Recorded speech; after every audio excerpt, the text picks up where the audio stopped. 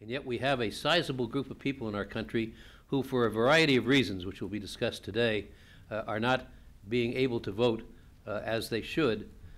As a matter of fact, the statistics indicate that the percentage of military voting has actually gone down in recent years, surprisingly so, particularly since Congress has acted not long ago. You'll hear more about this from Senator Cornyn when he arrives, but has acted to try to improve the opportunities for people to participate in the franchise, even though they were overseas or otherwise involved in military activity someplace. And so that's the purpose of our getting together today.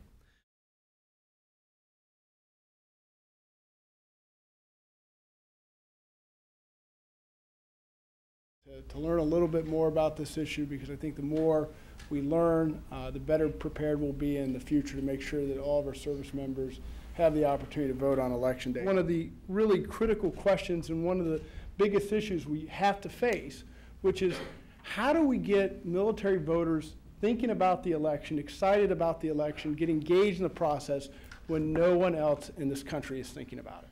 I want to emphasize to folks in here that that there is a third-party opportunity to go out and make a big difference in these communities that don't necessarily get the same voting services that some of our underrepresented communities get before elections. So I think there's some real opportunities here.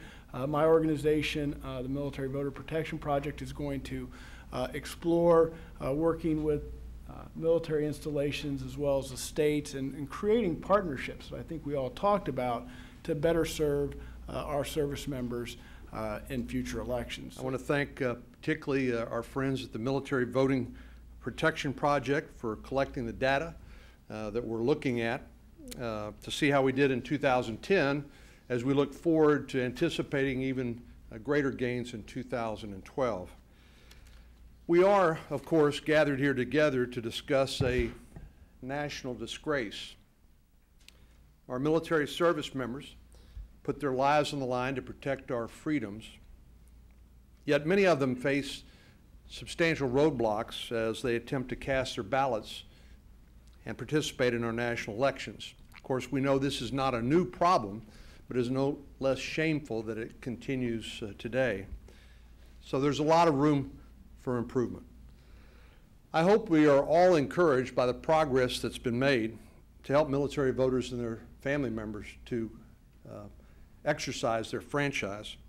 And we have actually accomplished a lot, but it's clear there's a lot of work that needs to be done. For my part, I can tell you I'm going to continue putting every pressure that I can on the Department of Justice and the Department of Defense to implement and enforce the MOVE Act as Congress intended. The Military Voter Protection Project, which you've heard much about this morning, just reported last week that Alaska and Rhode Island only offer fax delivery of ballots.